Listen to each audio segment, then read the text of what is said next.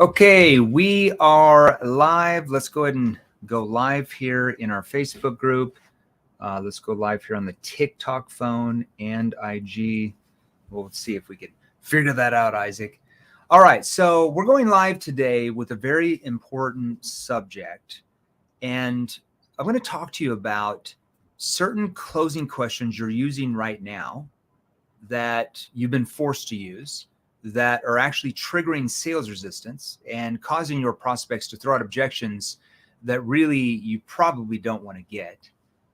And I'm going to show you different questions, NPQ questions called committing questions instead that you can plug in that will actually get the prospect to pull you in and close themselves rather than you using some cheesy option. Do you want the red one or the blue one? When do you want to take delivery? Monday at 5 or Tuesday at 4?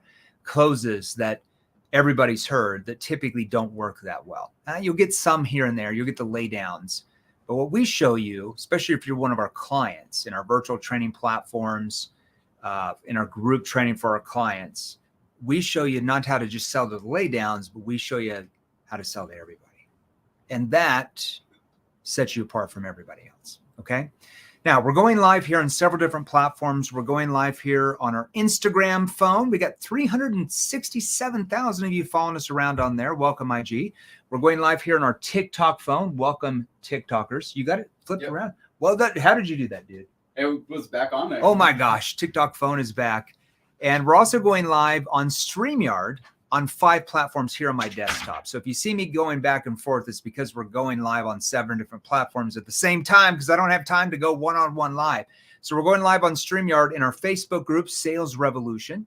There's about 64,000 of you follow me around in there. We're going live in our Facebook business page, about 90,000 of you running around in there. My Facebook, our YouTube channel, love our YouTube channel, and we're going live on LinkedIn. I love our LinkedIn followers as well. This is a very important subject if you want to sell more of your products and services. Now, if you're brand new to our Facebook group or follow me on LinkedIn or YouTube or, IG here on the phone or, TikTok, if you're brand new, you're like, who the hell is this guy? My name is Jeremy Miner. I'm the founder of 7th Level. Now, 7th Level is a sales training organization that trains people exactly like you watching me in this shirt. So we train salespeople like you.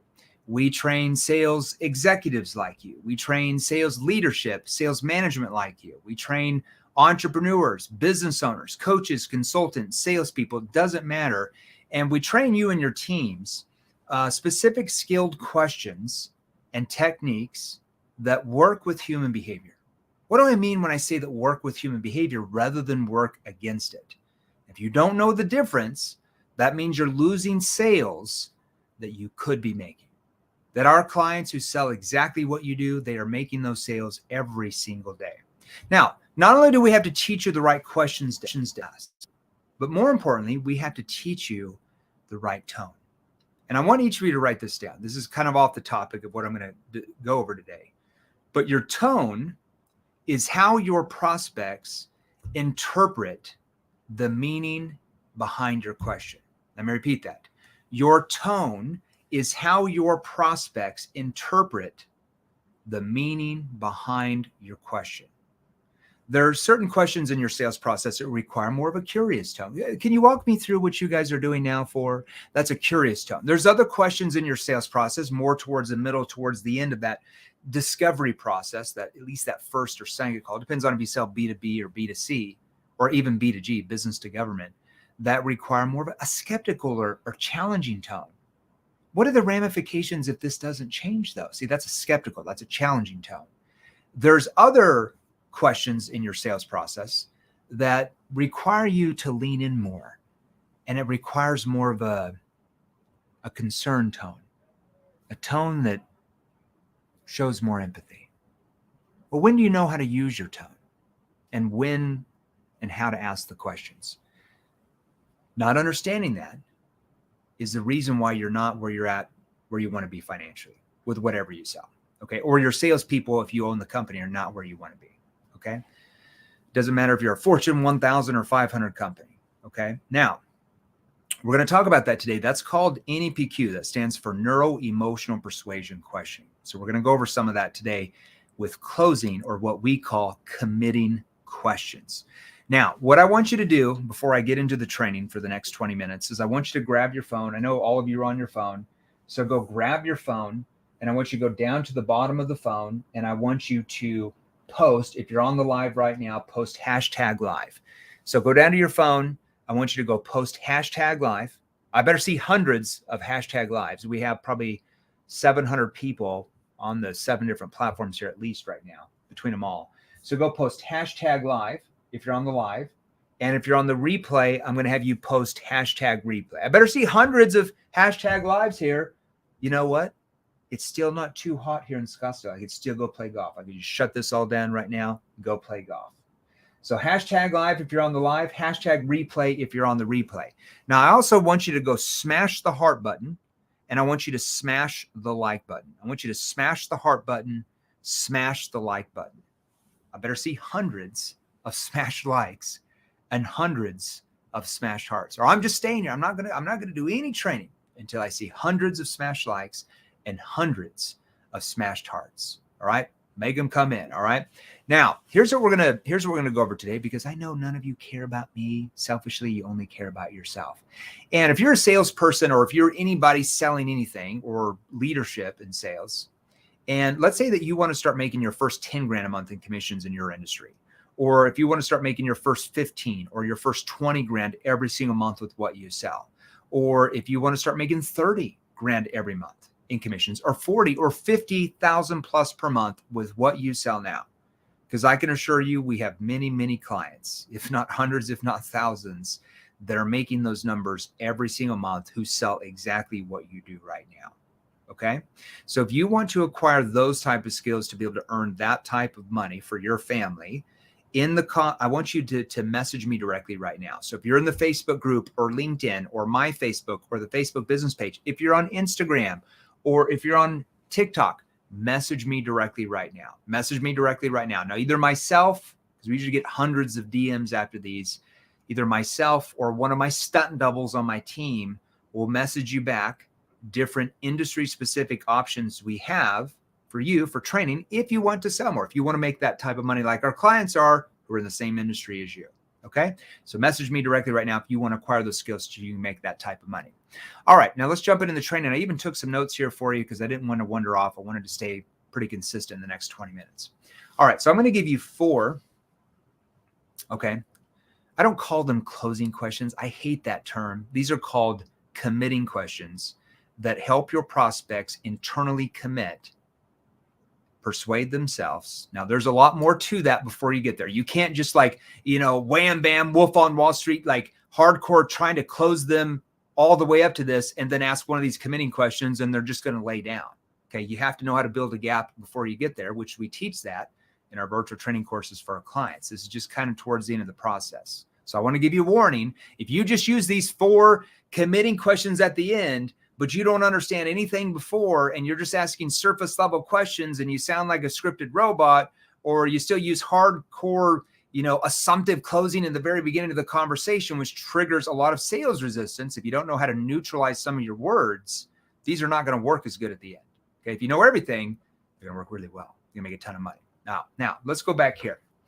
Traditional sales techniques, or I call them sometimes repackaged as consultative selling, causes you, the salesperson, unfortunately, to have to play the numbers game. And why do you do that? Because they work against human behavior in general. So anytime you hear, this always aggravated me when I was, first in sales. Anytime you hear a sales trainer that trains you how to sell, and then at the end of it, it's like, oh, you just got to work harder. You just got to put in the time. Sales is just a numbers game. Well, why do you need to learn advanced techniques if it's just a numbers game? If it's just a numbers game, everybody would really have the same type of results. All that means is whoever's training you, what they're training you doesn't work that well. And so now they're saying you just got to work harder to sell more. But that doesn't have much to do with your skill level, does it? I'd be very careful taking advice from people like that. I never did when I first got into sales because I wanted to be at the very top. And if people are just telling me I needed to work hard to go through more numbers to make more sales, Well, that doesn't require much skill level. So if that's what your sales trainer that you follow tells you, you might want to start looking outside of that, because it's not going to get you to the high level you could be. Okay. All right. Most of those type of closing techniques, unfortunately, are designed to push the prospect forward. What we're going to show you gets them to pull you in. Okay. Do you want the prospect to pull you in where they do all the work, they sell themselves, or do you want to push, push, push and do all the work yourself? That sounds really exhausting. Push, push, push, and you do all the work has gotten you to the income level you're at now. But if you keep doing that, how are you going to make double or triple than that? Going to be pretty damn, you're going to work double to triple the hours? Probably not realistic. Okay, now I'm going to ask you this question, okay? Type in the comments wherever you're at here. Type in the comments, okay? You know, YouTube, LinkedIn, Facebook group, IG, TikTok. Type in the comments, me, if you've ever heard of the term, right back here, the ABCs of closing. Type in me if you've ever heard of the ABCs of closing. Always be closing. Type in me if you've ever heard that. Type in me if you ever watch like Glenn Ross, where he's like, put that coffee down. Coffee's for closers. The AIDA model of selling, always be closing. Okay. Now, how can I communicate to you that the ABCs of closing, that mantra, and the way you're coming across is actually causing you to lose deals that you could be making? How can I communicate that to you without you getting upset with me? You see, selling, if you want to be a top 1% earning salesperson in your industry, selling is not adversarial. Selling is not you against the prospect trying to manipulate them and win them over so you make commissions. That is what average salespeople do in our day and age. I hate to tell you that. Top 1% earning salespeople that make hundreds of thousands of dollars a year, if not 7 figures a year as a salesperson working for a company, know that selling is collaborative. It's you working with the prospect to help them find problems they didn't even realize they had, to purchase what you're offering, to then solve those problems. It's a much different way of thinking, okay? Now, here is a very hard, cold fact. Old school closing techniques do nothing more than put sales pressure on your prospects, unless they're like a lay down sale, which are few and far between when the economy starts to contract. You already are starting to feel it. I know you are. Let me ask you this question. How do you feel when a salesperson tries to use those tactics like the option close? Do you want the red one or the blue one when they try to close you? Do you feel the pressure yourself? You do. Okay. So if you feel the pressure when salespeople are doing that to you, why do you not feel that your prospects feel the same pressure? Why? Just hoping and praying they don't? Okay. It's just human behavior 101. And when you feel like you're being closed, what do you typically do? You run. And that's why your prospects are running. They go into fight or flight mode, throw out massive objections, and then you keep trying to use rebuttals, which further causes them to put up more of a wall. Now, you'll get a few here and there. The majority you're losing that you could be making. Now, let me ask you this. What exactly do you do when you feel sales pressure from a salesperson trying to sell you? You do one of two of these things. Write this down. Number one, you either get defensive, you throw out objections, and then you reject what they're offering. How many of you do that? Or number two, that's more of an A-type personality does that. If you're more of a passive personality, you say things like, oh, this looks really good. Can you send me more information though? You know, I'm really busy and I'll call you back. And then the prospect, well, then you go into MIA, right? You disappear from the salesperson. You don't return their calls. You don't return their emails or their text messages. So I want you to ask yourself, I'm just being real with you. If you're doing that to salespeople who are doing that, who are hard closing you, why the hell do you get upset with your prospects when they do the same thing because of the techniques you're using on them that you've been forced to use? Look, I know that it's not your fault that you were forced to use those techniques, but it is your what? It is your problem. Why are my ears red? Hell, I don't know, Ozzy. I don't know why my ears are red on IG. They're just red. It's hot outside. I just got it from outside. It's hot, man. Sorry, man. Ozzy, you might want to take notes rather than commenting on my ears. I know my ears are really big. I'm really sorry. Should I get plastic surgery? I don't know. What are we going to do? Oh my gosh, Jeff Hardy, every white dude's ears are red. That's funny. All right, so let's get back into the training. You guys are killing me. So what I'm going to show you today is how to avoid what's called the push-pull dynamic that often develops between you and your prospects, all right? Because in the new model of selling, we don't typically use the words closing. I don't like the word closing. Now, does that mean that you don't close deals? Of course not, right? You can't just get to the end of your sales process and say, well, I guess, let me know by email or just call me later if you're interested. You're not going to make many sales doing that either.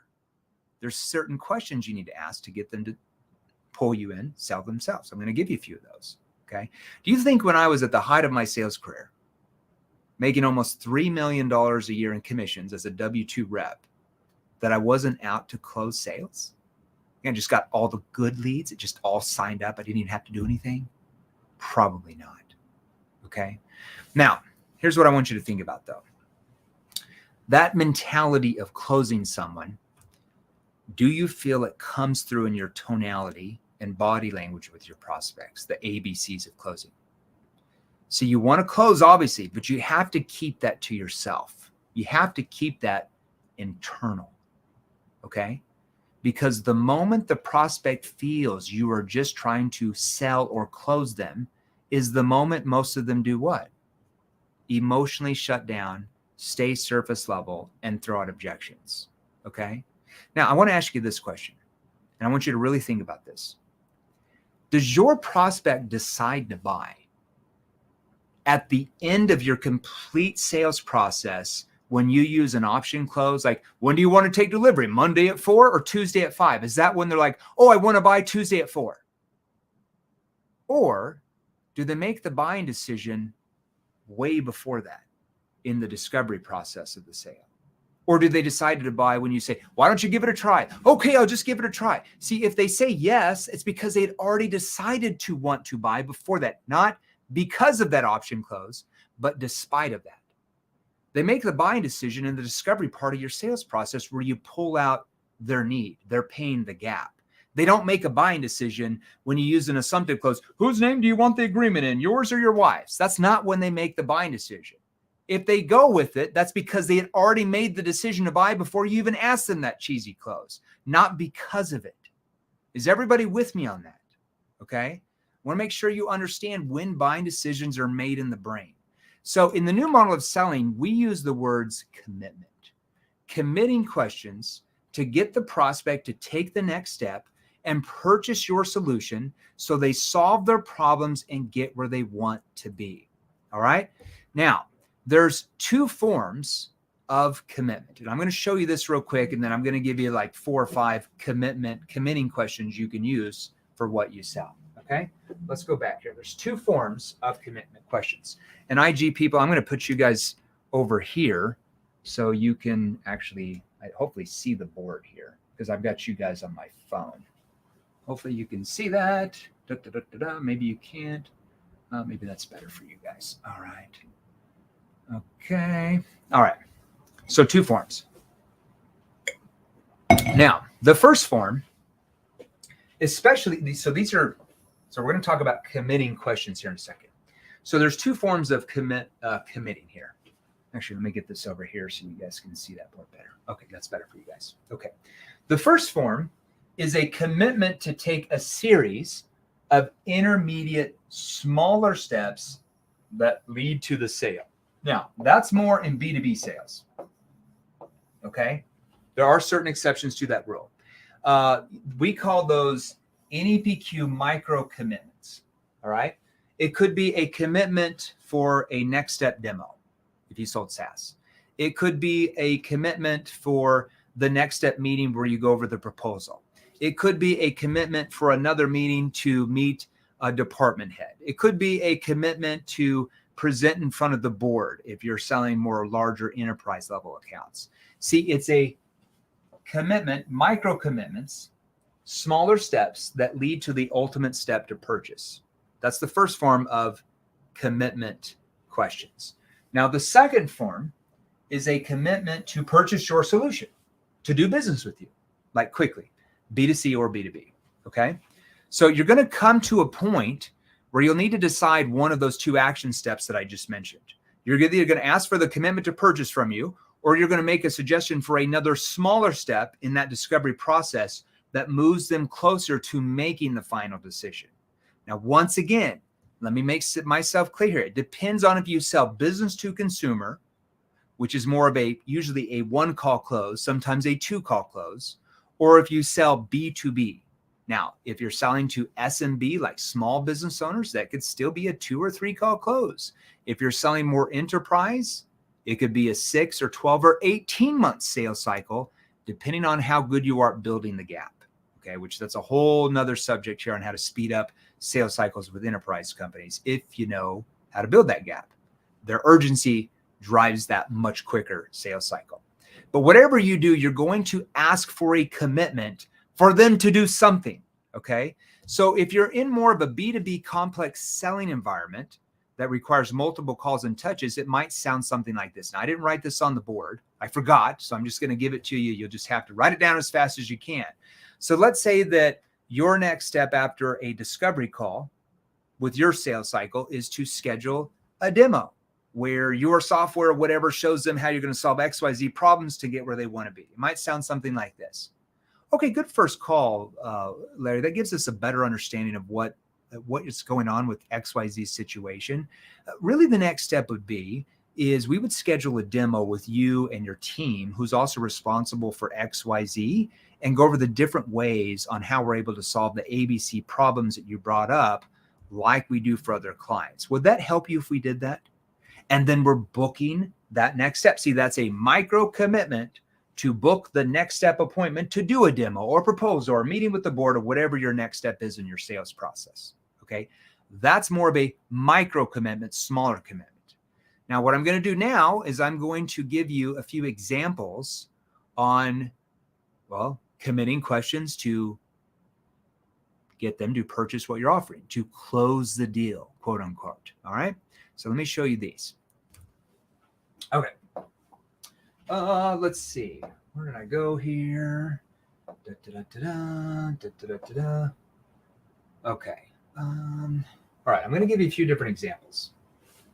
Now, I want you to pay attention to my tone when I use these. I want you to pay attention to where I'm pausing when I'm asking these quote unquote closing or committing questions, and make sure you write it down. Just a few examples.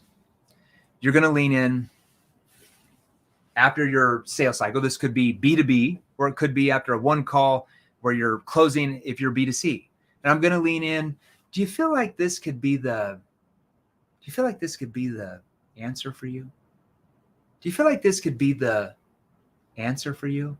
Now, why would I have this verbal pause between the and answer for you? What does that do psychologically in the prospect's brain? See, when I slow down and I use what's called a verbal pause, it causes the prospect to think deeper about the question I'm asking. And when you get the prospect to think deeper, what are you getting them to do? You're getting them emotionally involved. And human beings make buying decisions off logic or emotion. Emotion, 100% of the time. You can't even make a decision without your emotional side of your brain to tie your shoes, to go to the bathroom, or to put something in your mouth to eat. Your decision-making process comes from your emotional side of your brain, just so you know. I went to school for behavioral science. I possibly know a thing or two about this.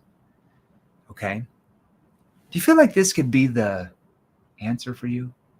Now, two people that I want you to pay attention that are really good at verbal pausing are Tony Robbins. If you ever heard of Tony Robbins, he's out in the crowd. He'll ask a question. He'll stop in the middle. He'll pause for 3 seconds and then ask the rest of it. And the whole audience is crying. See, he's triggering what's called their emotional drivers. He's getting them into what's called their emotional state. This is what I'm showing you briefly how to do. Now, there's a lot more to that. I just give you little nibbles in these reels compared to what our clients go through in our virtual training courses and our group training. This is like nothing I'm giving you here. Right? There's a lot more to this than what I just said. Okay. Now, another good person that does this, and I'm not into politics at all, I'm just showing you how people communicate, is President Obama. When you heard him speak, whether you loved him or hated him, I know everybody's polarized with politics these days on either side. I'm just right in the middle. I just focus on sales training. You guys fight it all out. But when he spoke, he would say things and then he would pause. And he caused his audience to think deeper about what he was saying or asking. That is not something he was born with. That is something he acquired. He learned how to do that. Somebody taught him how to do that. You can learn those skills too, like our clients are who are in the same industry as you. Okay. Now, that's why you verbal pause. Now, at this point, here's what's going to happen. One of two things. You're never, at this point, you've gotten this far in the sales call or sales process. Nobody's going to say, nope, it's not what I'm looking for. It's not the answer. I can count on one hand in my 17-year sales career before I retired back in 2018, where somebody said, no, it's not what I'm looking for. They just don't. When you know how to open them up. Way before. There's a lot more to this before you get to this point. I just want to make sure everybody understands. Okay? They're going to say one of two things. They're going to say, yeah, I really do. Or they're going to say, I really do, but. And then they're going to tell you their concern. And do you want to know what their concern is here? Yes. Well, I do, Jeremy, but I don't have the money. And now you know it's a money concern. I do, but I really need to talk with Amy about this. I do, but I need to take this to the board. I do, but I have a concern about how the operations is going to fit in with, and they're going to tell you their concern. And now you're there to help them overcome it. There's a reason why I did that. Now, here's what you're going to do. Okay. If they say, yeah, I really do, you're then going to ask this probing question. Oh, hold on. Why do you feel like it is though? Yeah, I really do, Jeremy. But why do you feel like it is though? Now, did you notice my tone? It's more like a skeptical tone. I'm getting to them to defend themselves on why they feel it's what they're looking for. See, what we train you in our client training, this is not client training I'm giving you. This is just very basic stuff here. What we train you in our virtual training courses is we train you how to get the prospects to do all the work for you. The prospect to sell themselves. Well, you've been forced to learn from maybe your company or the sales gurus is you got to do all the work. You got to do all the selling. You got to do all the chasing. You got to do all the following up. You've got to have all the stress. You've got to have the anxiety. You've got to have the frustration. See, I don't like doing all that. That just sucks. I want the prospect to do all the work. I want the prospect to sell themselves. I want the prospect to chase after us. Which way do you want it? Well, I can tell you which way is going to make you way more money because I've experienced it. And our clients have too. Tens of thousands at this point. Which way you're going to go? Then do all the work or you do all the work? I can tell you which one's going to make you a lot more money. I can tell you which one's going to make you work way less hours than you are right now, for sure. I can tell you which one is going to cause you to be really stressed out and have anxiety, and which one where you don't feel any pressure. You don't have the stress because it's easy. Okay, let's keep going. Just a little bit of stuff I gave you there. Now, let's say they gave you a concern. Well, do you feel like this could be the answer for you? Well, I really do, but I just don't have the money for it. Well, money aside, why do you feel like it would though? See what I just did with that probing question? Well, money aside, why do you feel like it would? Now, why would I do that? Because I just threw the money aside. Well, money aside, why do you feel like it would? Well, the reason why we like it is because of this, this, and this. And they start building the gap more, doing the work. And now it's easier for me to help them overcome the money concern. or whatever concern they have. It's just a little technique. All right. All right. Now I'm going to show you a few more things here.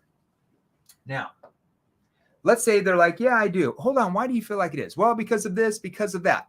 Then I want to ask a second commitment question. I want to get them to double commit why they want to change their situation. Take a look at this. All right. Then you might say, well, do you feel like this is something you can do that will get you where you're wanting to go? Do you feel like this is something that you can have that will get you where you want? Now, it depends on what you sell, obviously, whether you're going to say have, do, or use. Do you feel like this is something that you can implement that's going to get the firm where you want it to go? If you're selling B2B, if you're selling B2C, do you feel like this is something that you can use that will get you where you're wanting to go? Do you feel like this is something that you guys can use to protect the gutters from having all that? If I sold gutter protection, it could be anything. Okay. All right. Yeah, I do. Okay. Then I might ask, well, what specific parts of what we went over do you feel like are really going to help you the most? That's a third commitment question.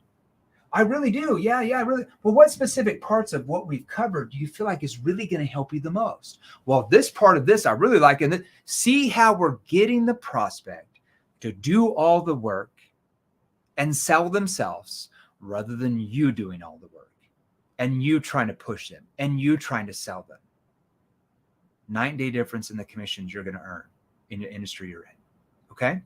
Now I'm going to give you a few more here to wrap it up. Let's see. Now, sometimes if they didn't really open up after that first commitment question where I said, do you feel like this could be the answer for you? If they didn't open up well there, after that second commitment question, I might probe, well, hold on. Why do you feel like it is? Now, from the first commitment question, if they really opened up, you don't want to ask this question because you're going to over probe. And then it's going to sound like a technique. I just wanted to clarify that. Now, at this point, I need to tell them what the next step is. You can't just say, well, you ready to go? You ready to pay? You can't do that. It's got to sound smooth and finesse. It's got to sound normal, conversational. Okay. Well, John, I don't really have anything else to go over with you. It looks like we covered the basis of what you were looking for in X and Y and Z.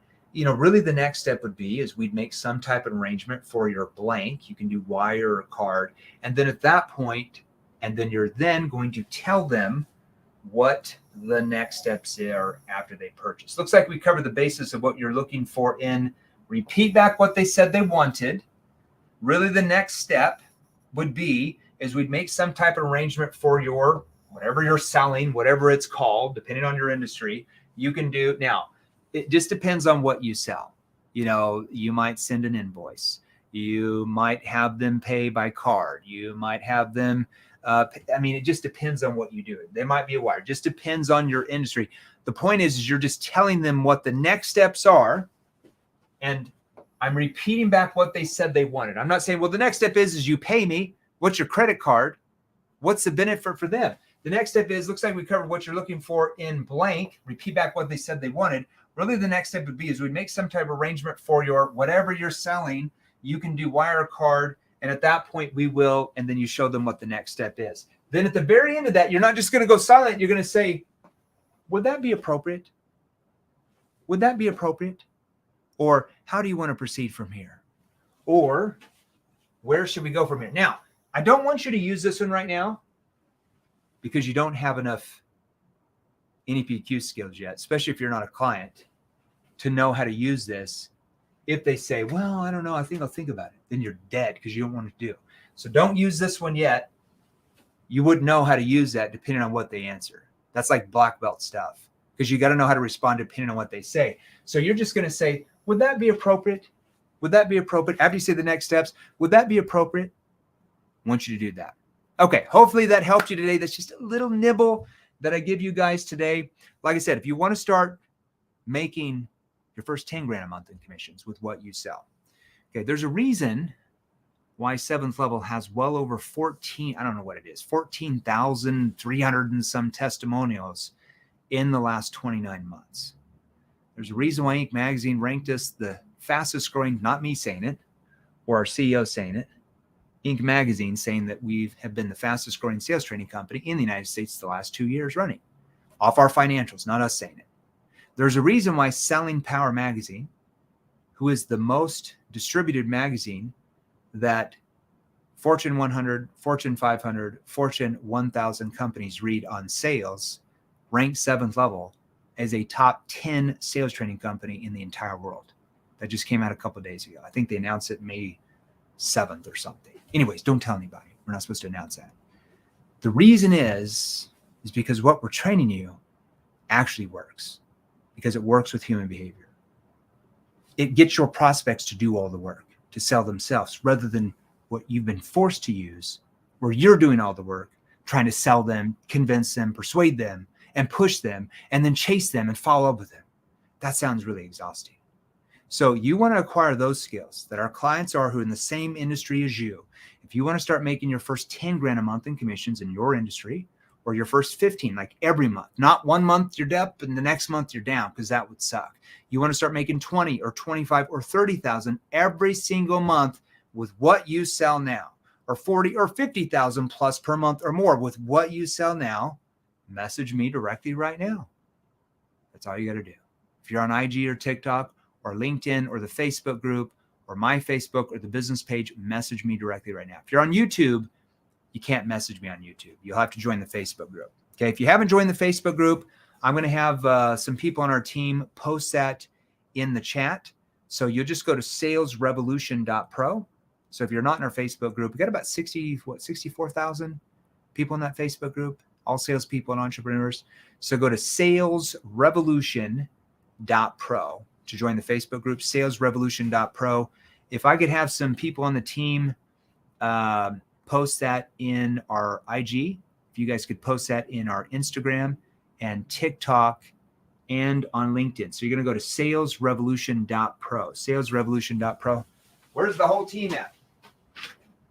Hey, team, can you guys start posting the salesrevolution.pro and all the channels, IG, TikTok, LinkedIn? Everybody's asking. Apparently, I'm the only one working in the office today. We have a staff of over 140 people, and Jay Miner is the only one working today. So salesrevolution.pro, okay? Salesrevolution.pro. So go join there. We go live in there about 3 to 4 times a week, different Q&As, different subject matter trainings, those type of things. So salesrevolution.pro. Now, tomorrow, every Wednesday, we interview a client from a completely new industry every single week, and we break down their sales process that we've taught them and certain questions, okay, that trigger emotional drivers in different industries. So we're going to go live tomorrow, I believe at 6:30 p.m. Eastern. You'll have to be in the Facebook group. We don't go live on IG and TikTok and YouTube on Wednesdays. We only go live in the Facebook group. So make sure you go in the Facebook group, salesrevolution.pro, if you want to see that 30-minute interview that we do every week with a different client from a completely different industry. All right, everybody. We'll see you tomorrow, 6:30 p.m. Eastern, in the Facebook group, salesrevolution.pro. Hope that helped you today. Peace and love and happiness. All right, TikTok. We'll see you guys soon. All right, Facebook group, YouTube, LinkedIn, Facebook business page. We'll see you soon. Make sure you're in the Facebook group, salesrevolution.pro, to hear that live. See that live tomorrow. Just message me directly in there.